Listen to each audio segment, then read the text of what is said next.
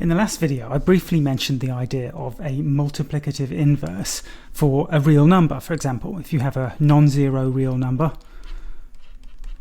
then there is a multiplicative inverse 1 over x, and what that means is that if you multiply this by x, then you get 1, the multiplicative identity. So for matrices, there are various multiplicative identities because there are various different sizes of identity matrix. So we might try to define invertible matrices in the same way. If you've got a matrix A, then you might define it to be invertible if you can find a matrix B where A times B is equal to the appropriately sized identity matrix. And of course we know that matrix multiplication is not commutative, so we might insist that also B times A was equal to the identity. And that's fine, but it's now not so clear exactly which matrices should have this property, for which matrices there should exist such a matrix B, such that A times B and B times A were the identity. We're going to make this formal definition of invertibility, and over the next few videos we'll investigate exactly how we can figure out whether a matrix has a multiplicative inverse or not. So beginning with the definition, a square matrix A is invertible if there exists a matrix B of the same size such that A times B and B times A are both equal to the appropriately sized identity matrix. So if A was n by n, then B would have to be n by n as well, since we're multiplying them together, and the identity I would be the n by n identity matrix. Now, if such a matrix exists, then we call this matrix B an inverse of A. And the problem is that for numbers, it was very clear which numbers had a multiplicative inverse. Every non-zero real number had a multiplicative inverse.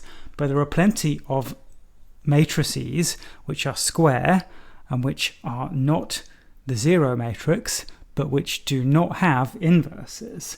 So the problem of which matrices are invertible and which aren't is rather difficult. We have to do some work to solve it. So let's begin just with a couple of examples of invertible and not invertible matrices.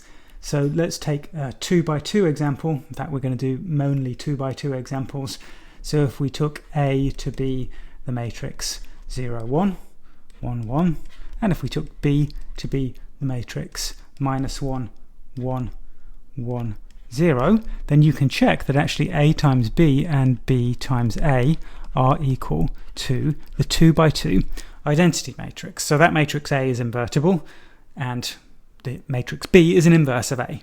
And of course it works the other way around as well. That matrix B is invertible and that matrix A is an inverse of B. You've probably seen a general condition for when a 2 by 2 matrix is invertible. So in fact, if you have a matrix A, which I'm going to write as A, B, C, D, so let's say A is invertible if and only if AD minus BC is equal to 0. And in this case, there is an inverse 1 over AD minus BC times D minus B minus C A. So that completely answers the question of which 2 by 2 matrices are invertible. And this quantity here, AD minus BC, should say not equal to there, of course. That quantity AD minus BC is called the determinant of the matrix A. You're not going to learn about determinants in Algebra 1, but you will do next term in Algebra 2, where you'll see them in a lot more detail. So we now know which 2 by 2 matrices are invertible. And there is actually a similar formula with a determinantal condition for 3 by 3 and higher matrices, but the condition is really, really awful. It's very, very complicated. If you'd like to see the 3 by 3 case, you can look at the notes for this section and you'll see just how horrible the expression for the inverse of a 3 by 3 matrix looks like. So we'd like a more practical way of determining which square matrices have inverses, which are invertible and which are not invertible. And let's just make one observation about when matrices, or when 2 by 2 matrices are not invertible. Because let's say you had a matrix with a column of zeros. So if we had A was equal to 0 something, 0 something, what could we say about what happens when you multiply A on the left by something else? So for any B, what happens? B times A. Now remember, one of the ways we found of looking at matrix multiplication, we saw that there was a way of thinking about matrix multiplication column-wise. In other words, one column at a time. So if I give names to these columns, so I'm going to call C1 the first column of A, that's the 0 column, and C2 will be the next column, then I know that when I do B times A, what I get is the matrix whose first column is B times C1, and whose second column is B times C2. But if you multiply a matrix into the 0 column vector, you just get zeros again.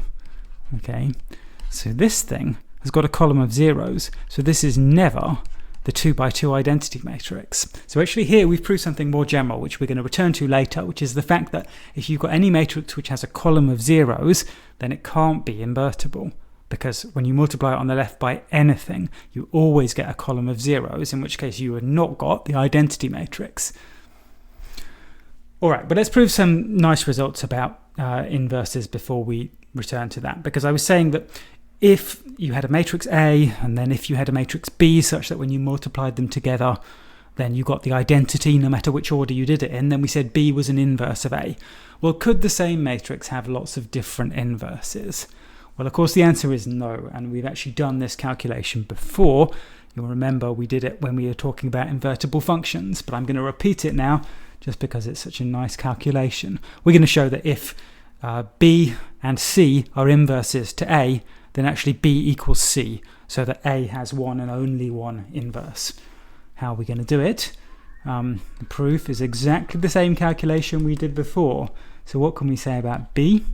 B is the same as B times the identity, because you know that multiplying with the identity doesn't change the thing you multiplied. Okay, and what can I say about the identity? That is B times AC. We are assuming that A times C is the identity. Okay, now let's spell this out by assumption.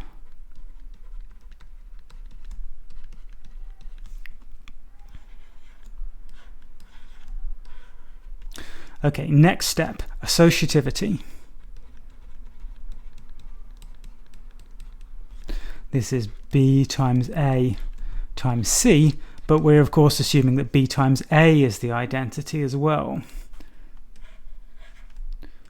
Okay, so what I've got is identity times C, which is C again. Okay, so tracing through those equalities, B is equal to C. So we've shown that if A is invertible, then it's got only one inverse. So if A is invertible, we've just seen that it's got only one inverse, so we can have a bit of notation to refer to that, that unique inverse. So we write A to the power minus 1 like this for the inverse of A. And I'm saying the inverse because we know there's only one inverse because of this proposition 3.5.1 that we just proved. Okay, let's repeat that calculation which I made on our second slide in this video to show when certain matrices are not invertible. I'm going to prove if you've got an n by n matrix A and it has a row or a column consisting of all zeros, then that matrix is not invertible.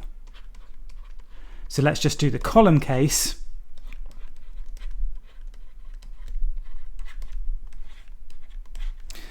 So A must be equal to, let's write it column by column, so it's got a column C1 and a column C2 and so on, and then one of its columns is 0. So let's say Ci is going to be the 0 vector, and then A was n by n, so the last column is number n.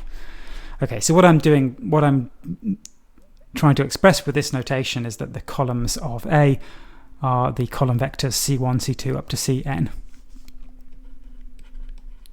So here Ci is going to be the 0 vector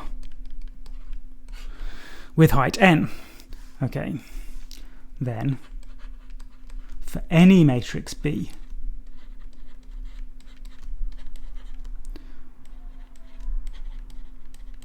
we have that B times A, because matrix multiplication happens column-wise, I can write this as A times C1, b times c1, that would be the first column of b times a, and so on.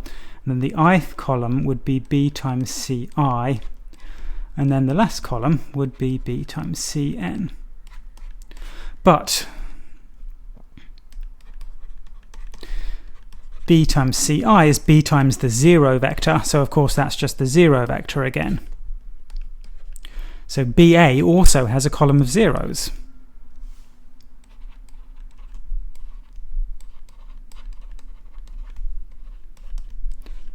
And therefore, it's not the identity matrix. Right, the identity matrix doesn't have a column of zeros. All of its columns have got ones in them. So B times A is not the identity matrix. So A cannot be invertible, because if it was invertible, there would be a matrix B such that B times A was the identity.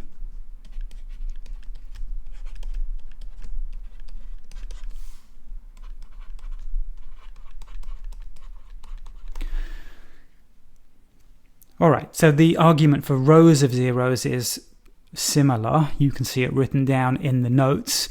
And of course, all you do is use the equivalent property for row-wise matrix multiplication. You'd show that if you had a matrix which had a row of zeros, then when you multiplied it on the right by any other matrix, you got another matrix with a row of zeros, and therefore that matrix couldn't have an inverse. So, rows and columns of zeros mean that a matrix is not invertible, and that gives us one useful way of ruling out the possibility of a matrix being invertible. Finally, I want to again repeat some properties about invertibility that we've already seen in the context of functions, and that is about products of invertible matrices. So what this says is that if you have a sequence of invertible matrices all with the same size, then their product is invertible, and its inverse is obtained by taking the inverses of the factors in the opposite order. So for example, if we just looked at what happens when k equals 2, I'm not going to write out a full proof because we've done this before in other contexts, but if we took k equals 2, for example, then the inverse of a times b, if a and b were invertible, would be b to the minus 1 times a to the minus 1 in that order, because if you work out a times b to the minus 1 times a to the minus 1, then you can use associativity to do this product any way you like. And of course, b times b minus 1 is the identity. So this is just a times the inverse of a, which is the identity, and similarly, if you do it the other way round.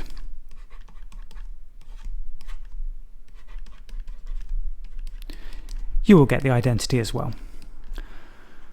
Okay, so in general, a product of invertible matrices is invertible again, and the inverse of a product is the same as the product of the inverses written in the opposite order. And the order really matters because, as we've seen, matrix multiplication is not commutative in general.